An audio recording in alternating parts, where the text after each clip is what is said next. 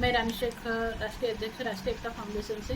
आज मैं कुछ जानकारियाँ देना चाह रही हूँ। जैसे कि ऑनलाइन ठगी जो हो रही है आजकल, उसको लेकर लोगों में डर है या फिर एकदम से लोगों को लग रहा है कि हमारे साथ ऐसा नहीं होगा, तो ये किसी के साथ में भी हो सकता है। तो थोड़ी सी सतर्कता रखें और डर में हम ऐसा भी ना करें कि हम कुछ भी ना करें।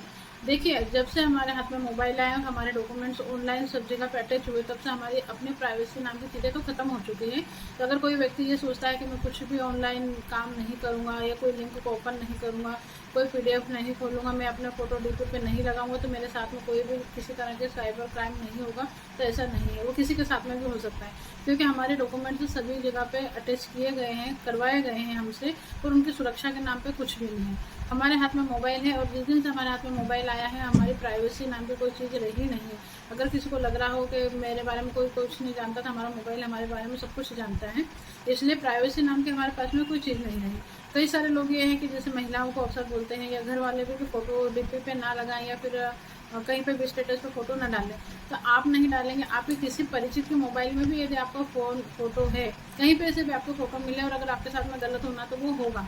इसलिए हम ये तो ना करें कि जीना ही छोड़ दें, हमें सब कुछ करना पड़ेगा, पर सतर्क रहें, डरे नहीं। अगर मान लो किसी के साथ में कुछ अनहोनी होती है या कुछ गलत होता है, तो तुरंत पुलिस प्रशासन से मदद लें।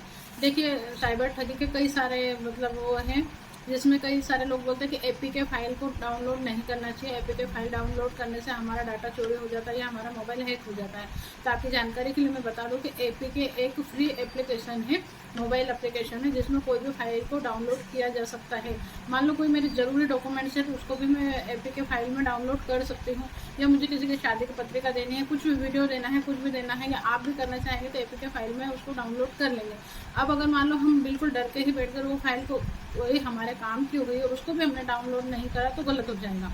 तो गलत कैसे होता है? जैसे मान लो किसी ने भी कोई भी APK फाइल दी है, तो आप उससे फ़ोन पे बात कर लेंगे, ये हमारे पास में फाइल है, हम आपने भेजी है, तो इसको हम ओपन कर रहे हैं, तो इसमें कुछ गलत तो नहीं है। उस बंदे ने भी ओपन करी होगी या उसने बनाई है, और वो आपको बोलता है कि हाँ, इसमें कुछ गलत नहीं है, आप इसको डाउनलोड कर सकते हैं, तो आप कर लीजिएगा, आपको कोई नुकसान नहीं होगा। हो क्या रहा है कि जैसे वही APK जो फ्री एप्लीकेशन है, उसमें कई सारे साइबर अपराधी जो हैं गलत चीज़ें उसमें डाल देते हैं, या फिर जब हम जैसे डाउनलोड करते हैं तो तुरंत ही हमारा मोबाइल हैक हो जाता है और हमारा डाटा चोरी हो जाता है। पर वो चीज़ें होती हैं तुरंत ही, क्योंकि वो लिंक जैसे हम ओपन करते हैं हो जाता है। तो इसलिए डरे नहीं। कई सारी चीज़ें कि आपके काम की भी अगर आप डर गए तो वो नहीं ओपन कर पाएंगे, इसलिए आप सामने वाले से संबंधित व्यक्ति से बात कर लें कि क्या हम ये फाइल ओपन करें, वाकई में इसमें काम की चीज़ है या नहीं है।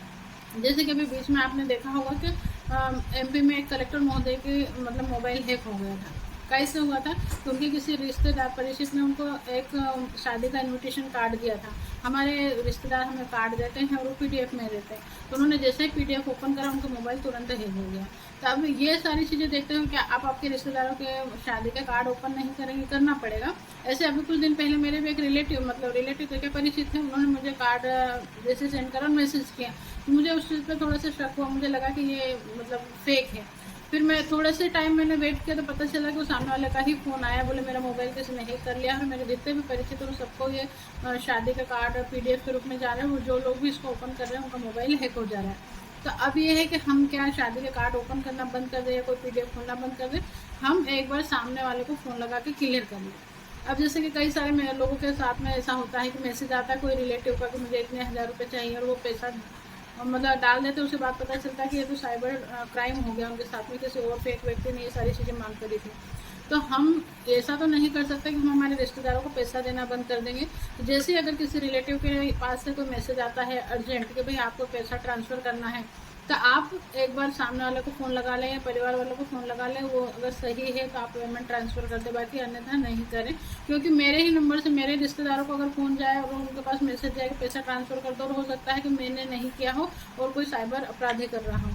वैसे ही कई सारे लोगों के साथ में अभी इतना गलत हो रहा है कि फ़ोटो को, जैसे कि मान लो आजकल टेक्निकल इतनी सारी चीज़ें हो रही हैं, किसी का फ़ोटो किसी के साथ में भी मैच कर दिया जा रहा है, कोई अश्लील वीडियो वगैरह है उसमें आपका फ़ोटो या वीडियो बना दिया जाता है। कई बार वीडियो कॉल आती है तो सामने वाला व्यक्ति न्यूड होता है, और हम में जैसे वीडियो कॉल उठाते हैं तो हमारा फ़ोटो उसके साथ में ज्वाइन करके हमें ब्लैकमेल किया जाता है कि आपके साथ में ऐसा ऐसा है, या फिर आपकी ऐसी नंगन वीडियो है या ऐसा है तो आप पैसा दे दो, या आपके खिलाफ ये कार्रवाई हो गई है। तो डरना नहीं है। अगर मान लो किसी के साथ में ऐसा हो जाता है, मान लो कोई हमारा ही रिश्तेदार के मित्र परिचित है, वो आपसे ये बोल रहा है कि मेरी किसी ने गलत वीडियो बना ली और कोई मुझे ब्लैकमेल कर रहा है, तो प्लीज़ उस पर थोड़ा सा विश्वास करें और पुलिस प्रशासन की मदद लें। क्योंकि कई बार ऐसा होता है कि इन चीज़ों को हम किसी के साथ में शेयर भी नहीं कर पाते हैं, फिर हमारे साथ में कुछ बहुत बड़ा गलत हो जाता है।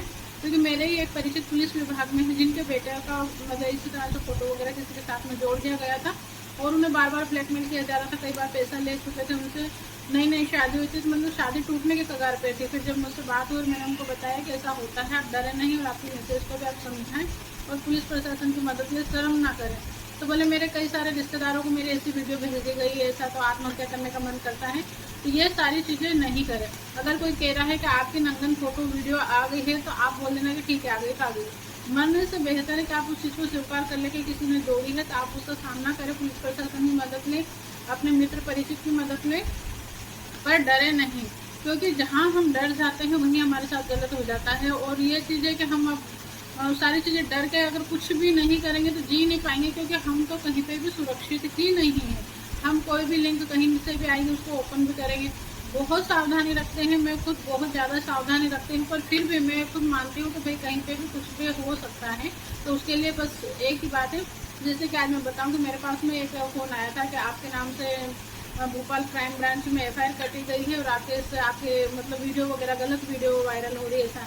तो मैंने उन्हें क्लियर बोल दिया कि ठीक है आपसे जो हो सकता है आप कर लें और मेरे थाने पर मेरा नोटिस भेज दें, मैं यहाँ पे गिरफ्तारी दे दूँगी। क्योंकि मैं जानती थी कि ये सारी चीज़ें फेक हैं। तो ऐसा किसी और के साथ हो और कोई और डिप्रेशन में आए, या फिर मान लो सामने वाले के ब्लैकमेलिंग में आके पैसा इधर उधर ट्रांसफ़र कर दे, इससे तो अच्छा होगा। और मतलब ये है कि सतर्क रहें और पुलिस प्रशासन के परिवार वालों की मदद लें, डरे नहीं। रहा सवाल ये कि कोई भी पीडीएफ, जैसे कई बार ऐसे होते हैं कि हम एक दूसरे के माथे आने लगते हैं कि भाई उसने व्हाट्सअप करा था, मैंने ये ओपन कर लिया, ये ऐसा कर लिया, मेरे साथ में ऐसा गलत हो गया, ऐसा कुछ है। तो एक दूसरे को परेशान करने की बजाय अच्छा होगा कि पुलिस प्रशासन की मदद लें।